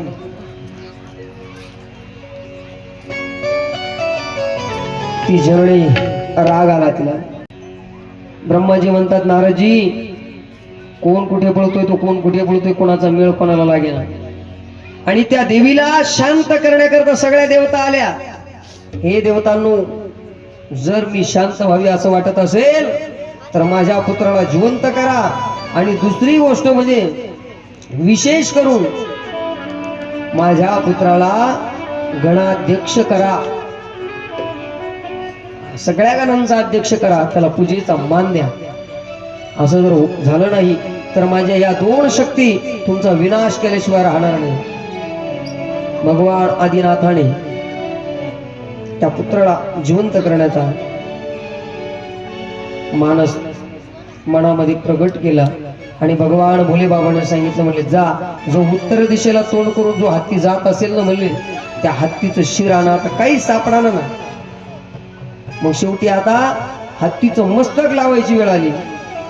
हत्तीचं शिर आणलं आणि त्या गणपती बाप्पाच्या अर्थात त्या गणेशाच्या झाडाला जोडलं महाराज. आणि गणेशाच्या झाडाला जोडलं आणि संजीवनी मंत्राचा प्रयोग केला. आता लोक बरेच जण काय म्हणतील माहिती का, महाराज जर मृत होऊन जर काळ गेलेला असेल तर मग ते आपत्ती जिवंत झालं कसं? ऐका, एक अवंतर कथा आहे बरं का, ही शिवपुराणामध्ये नाहीये, पण विशेष करून प्रसंगावधान आली म्हणून सांगतो. जगाच्या पाठीवरले पहिले संजीवनीचे प्रेरक जर कोण असेल तर भगवान आदिनाथ हे, लक्षात घ्या. संजीवनी या विश्वामध्ये अवघ्या बोटावर मोजणाऱ्या व्यक्तीकडेच आहे. पहिली संजीवनी साक्षात सदाशिवाजवळ आहे संजीवनी मंत्र. दुसरा भार्गवाजवळ आहे, अर्थात शुक्राचार्य. कालांतरानं शुक्राचार्याच्याही मंत्राचा प्रादुर्भाव झाला. त्या मंत्राची महती कमी होऊन गेली. तुम्हाला पुरावा पाहिजे असेल तर गुरुचरित्र वाचा, तुमच्या लक्षात येईल. गुरुचरित्रामध्ये कथा येते, ज्या वेळेस ती देवयानी त्या भार्गवाची पुत्री अर्थात शुक्राचार्यांची पुत्री, शुक्राचार्यांच्या जवळ देवगुरु बृहस्पतीचा पुत्र कच हा विद्यार्जन करण्याकरता आला. या देवतांनी राक्षस मारले की ते शुक्राचार्य फक्त फुकेलं का उठून बसले. हे म्हणजे एवढ्या यांना देऊन जेवायलाच जाते बा. काय करावं काय करावं, तर देवतांचं कार्य साधण्याकरता हा कच विद्याध्ययन करण्याकरता गेला. तिथं गेल्यानंतर भार्गवांना सांगितलं, अर्थात शुक्राचार्यांना सांगितलं, तुम्ही म्हणाल यांना भार्गव का म्हणतात आणि हा शुक्राचार्याने हा मंत्र केव्हा प्राप्त केला, तर त्याची सुंदर एक कथा येते. ज्या वेळेस भगवान परमात्म्याने या शुक्राचार्याला गिळून घेतलं, गिळल्यानंतर सदाशिवाच्या लक्षातच राहिलं नाही आपल्या उदरात कोणीतरी आहे म्हणून. ध्यानात राहिलं नाही. आणि कालांतराने त्या संजीवनी मंत्राचा जप करत असताना भगवान शिवाचा तो जप या शुक्राचार्यांनी श्रवण केला, तो प्राप्त केला, तो सिद्ध झाला, तो षटकर्णी झाला. तो काय झाला? षटकर्णी झाला. आणि कालांतराने भगवंताच्या लघवीद्वारे हा वाहून गेला. ध्यानातच राहिलं नाही. आणि पाहता पाहता या शुक्राचार्यांच्या जवळ हा कच केला. कचाने हात जोडले. आहा, हे सद्गुरुदेव, गुरु हो निर्मला हा शांता साधो मीत भाषिणा काम क्रोध विधिर्मुक्ता सदाचारी जितेंद्रिया. हे सद्गुरुदेव, आपण निर्मल गंगेसारखे आहात. गुरु निर्मल हा शांता साधू मित भाषण हा काम क्रोध विदुर्मुक्ता हा सदाचारी जितेंद्रिय हा. तुम्ही जितेंद्रिय आहात. कशा करता आलात? सांगितलं, हे सद्गुरुदेव, मी तुमच्याकडे विद्या अर्जन करण्याकरता आलोय. महाराज ज्यावेळेस त्या कचाला पाहिलं ना, शुक्राचार्यांची एक कन्या होती गुरुजी देवयानी. तिला कचाला पाहिल्याबरोबर ती त्याच्यावर मोहित झाली. कारण कच महाराज तो इतका सुंदर होता दिसायला, अत्यंत सुंदर.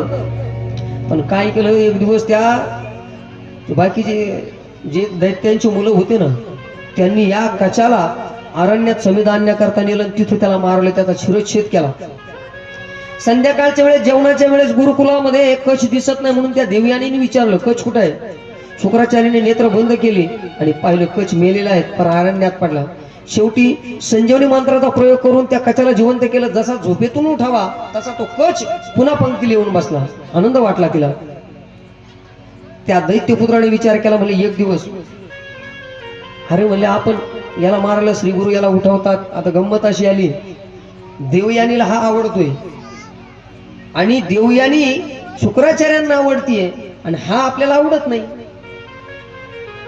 म्हणले जोपर्यंत हा कच आहे, देवयानी आहे, तोपर्यंत कच मरत नाही. मात्र याच्यावर पर्याय करावा लागेल. एकादशी आली पुढे. एकादशीच्या दिवशी या कचाचं पीठ बनवलं, पिष्ट बनवलं. पिष्ट बनवून ते शुक्राचार्याला पाजलं. आणि संध्याकाळी पुन्हा कच दिसत नाही म्हणून देवयानीने विचारलं, कच कुठे आहे? त्यावेळेस शुक्राचार्यांना कच हा सर्वांगात दिसायला लागला, चौकडे दिसायला लागला. कारण तो उदरात गेला ना महाराज. कच देवयानीला सांगायला सुरुवात केली. शुक्राचार्याने म्हणले, कच मेला आणि माझ्या उदरात आहे तो. म्हणजे त्याला वाचवा. सांगितलं, नाही वाचवता येणार, कारण मी जर त्याला वाचायला गेलो तर मी मरेल. आता देवयानीने सांगितलं, संपूर्ण विश्वाला तुम्ही पुन्हा जीवदान देता, तुम्ही कसे मारता? सांगितलं, मला फक्त संजीवनी मंत्र मलाच येतो. म्हणले, दुसरा कोणाला येत नाही. तिने सांगितलं, मला शिकवा. तुम्ही जर मेले तर मी तुम्हाला जिवंत करते. शेवटी मुलीच्या हट्टापायी, आणि तुम्ही जर असं नाही केलं ना, म्हणले, हे बघा म्हणले, विषाची बाटली मी आताच प्राशन करीन, मी कचाशिवाय जिवंत राहू शकत नाही. धमकी दिली तिने. शेवटी तिला षटकर्णी मंत्र दिला, संजीवनी मंत्र दिला. त्या देवयानीला तो मंत्र देत असताना त्या कचाने ऐकला. तो उदरामधून पोट फाडून तो बाहेर आला. पोट फाडून बाहेर आला. पुन्हा त्या देवयानीनं त्या शुक्राचार्यांना उठवण्याकरता पुन्हा मंत्र गायला. आता तो मंत्र याने 2 वेळेस ऐकला. याच्या पाठ झाला आणि त्या मंत्राचा महिमा कमी होत गेला. कालांतराने काही दिवसानं त्या कचाने विचार केला, म्हणजे इथं निस्ती मारामारी, म्हणजे त्यापेक्षा इथं राहणंच नको, आपलं काम झालं, संजीवनी पाठ झाली आपल्या, निघा आपण घरी. हात जोडले सद्गुरुदेवाला, म्हणले, मला राहायचं नाही इथं, मी द्वंद्वा मेलोय. म्हणजे आता मरायची इच्छा नाही, मला जायचंय. 9 वाजत आले, आता मला जाऊ द्या घरी.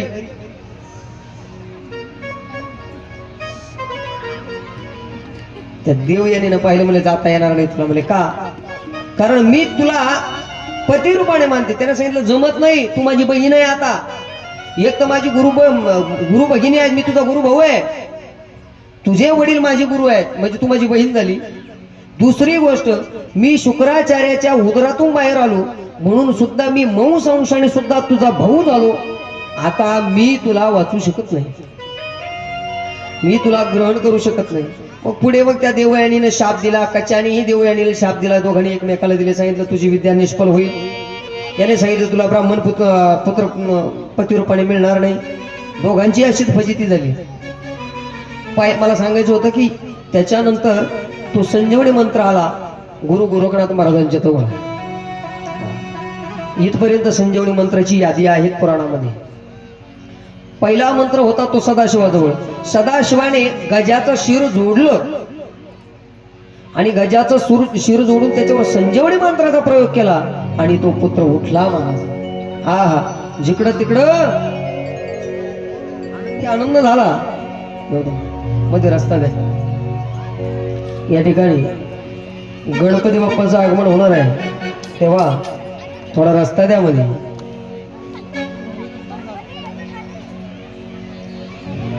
प्रत्येक गणाला आनंद झाला. प्रत्येक गण आपापल्या मस्तीत आहेत. भगवान शिवाचं आता हे दुसरं ऑपरेशन आहे बरं का. आणि दोन्ही सर्जन, दोन्ही ऑपरेशन आणि दोन्ही प्रॅक्टिस घरीच केली, बाहेर नाही. पाहिला सासरा जिवंत गेला, त्याला अजाचं शिर बसवलं आणि पुत्राला गजाचं बसवलं. आपण दोन्ही परफेक्ट बर का. ऑपरेशन कॅन्सल केलं नाही, फेल गेलं नाही. परफेक्ट म्हणजे ताबडतोब लगेच हा सूर्य हा जयद्रथ देव लगेच बोलायलाच लागले. संपूर्ण कैलास पर्वतावरती महाराज असा आनंद झाला. ढोल ताशे नगारे वाजवायला प्रारंभ झाला. आहा, दोन्ही पुत्र आहेत, भगवंताचे गण आहेत आणि ती जगदंबा आहेत. तो गज ती शीर कैलास पर्वतावरून दूर पडलेला आहे आणि जोडल्यानंतर महाराज माता पार्वती आणि भगवान शिव त्यांना दोघांनी त्या पुत्राला जवळ घेतलं आणि आता कैलास पर्वताकडे रवाना झालेले आहे.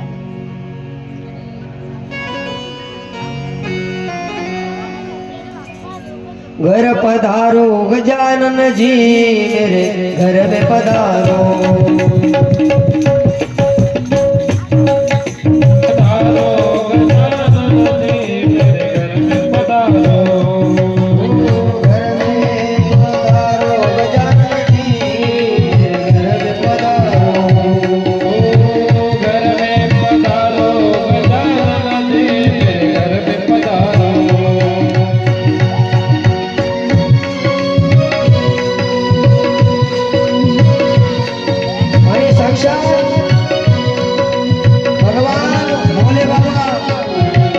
जगदंबा गणपती बाप्पाला घेऊन कैलास पर्वतावरती निघाली आहे. जय हो, टाळीवाजवून स्वागत करा गणपती बाप्पाचं.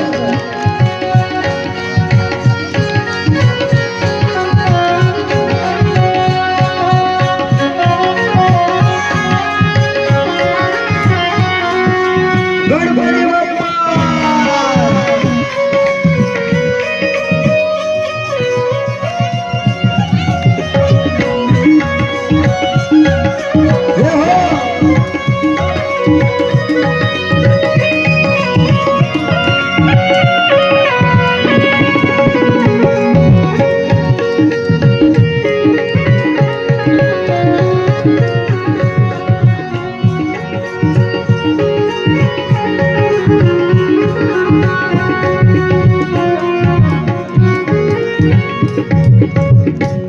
गजानन गणपति भगवान की जय.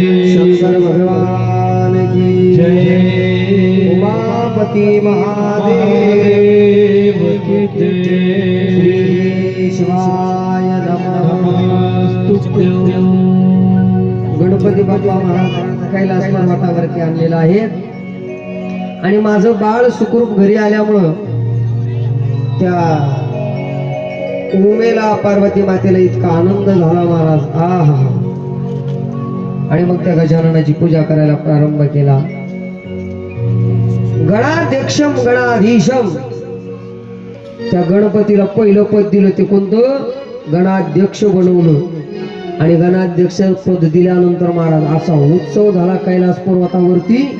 आहा, तेव्हा आपण सगळ्यांनी या रोटे गावामध्ये न राहता,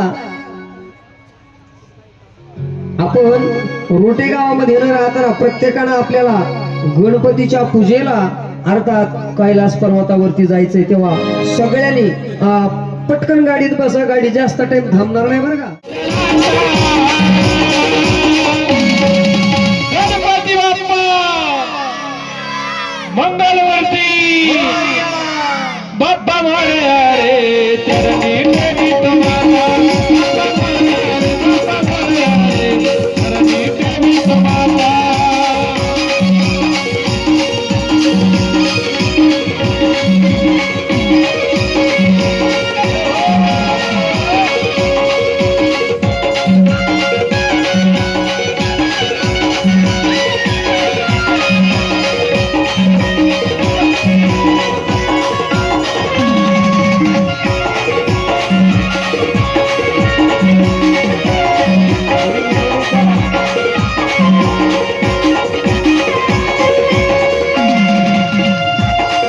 झाले पुरे एक वर्ष वर्षाने गणपती बाप्पा गणपती बाप्पा गणपती बाप्पा बाप्पा मोरया रे चरणी ठेवितो माता बाप्पा मोरया चरणी ठेवितो माता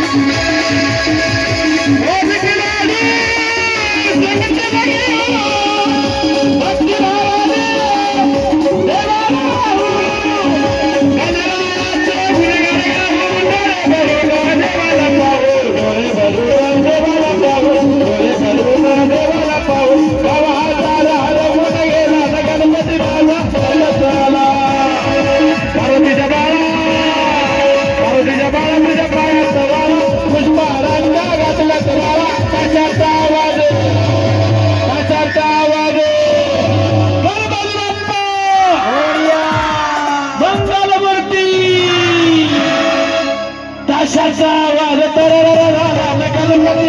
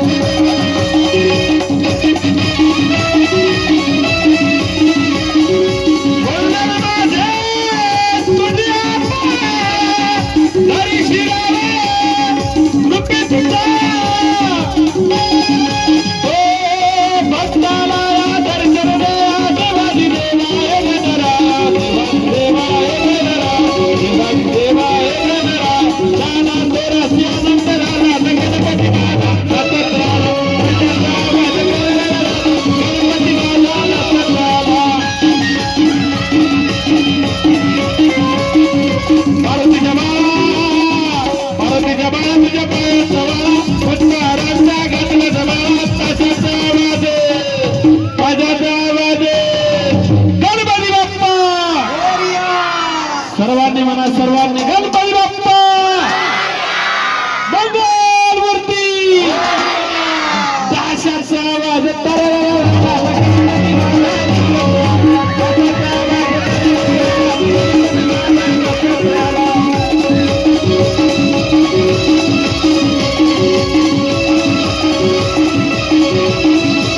एकच राजा इथे जन्मला शिवनेरी किल्ल्यावर एकच राजा इथे जन्मला शिवनेरी किल्ल्यावर तरुण मित्र मंडळी जरा घ्या पाहुणं थोडा या समोर लयच गरीब आहे त्यांना. माझ्या राजाचं नाव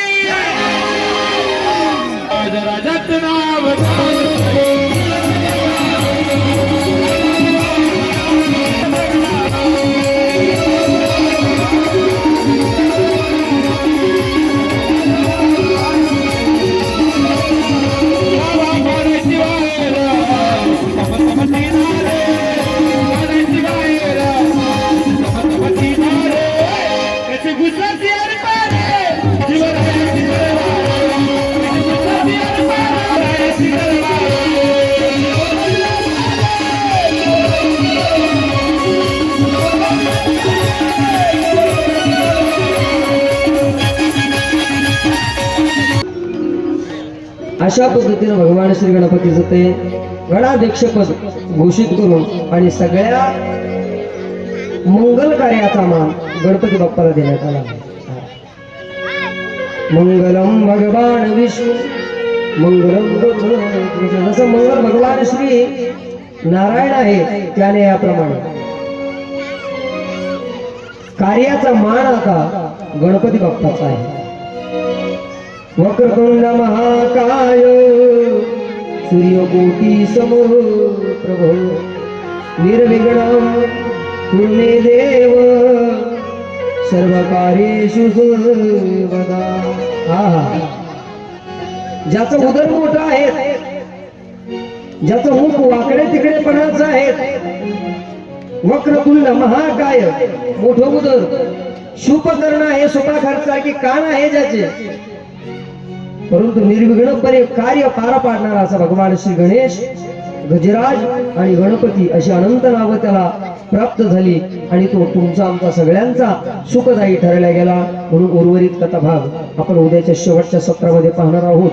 तशी कथा खूप पाठीमागे आहे, परंतु आपल्याला सगळ्याच कथा विस्तृत सांगता येणार नाही, कारण 24,000 श्लोक आहेत, 7 संहिता आहेत. एवढा मोठा ग्रंथ कमीत कमी रोज 10 तास कथा चालली पाहिजे, 10 ते 10.5 तास. शिवमहापुराणाच्या महात्म्यानुसार 3.5 प्रहर कथा चालली पाहिजे. 3 तासाचा 1 प्रहर आणि असे 3 ते 9 आणि तो अर्धा प्रहर ते 1.5 तास, असा 10.5 तासाचा ज्या वेळेस कथा भाग होईल त्यावेळेस आपण शिवमहापुराण सांगू शकतो. आता या 2.5-3 तासामध्ये काय काय सांगावं, त्याच्यामध्ये संगीत येतं, भजन येतं. हे जर नाही केलं लोक म्हणते बाबाला तरी येतं काय, मग त्याला एवढे काय लावले घेवायची तीच नाही राव, त्यांनी ओळ पाहते. हा तुमचा भ्रम सगळ्याचा होऊ शकतो. म्हणून या सगळ्या गोष्टी गाते, श्रोते, पाहते, चतुर्गुणोदय दूषिते नाही का, सगळेच पाहिजे. म्हणून आपण भजनाचाही आनंद घेतो, कथेचाही आनंद घेतो. म्हणून उद्या उर्वरित भाग आपण आपल्या कथेच्या शेवटच्या सत्रामध्ये पाहणार आहोत.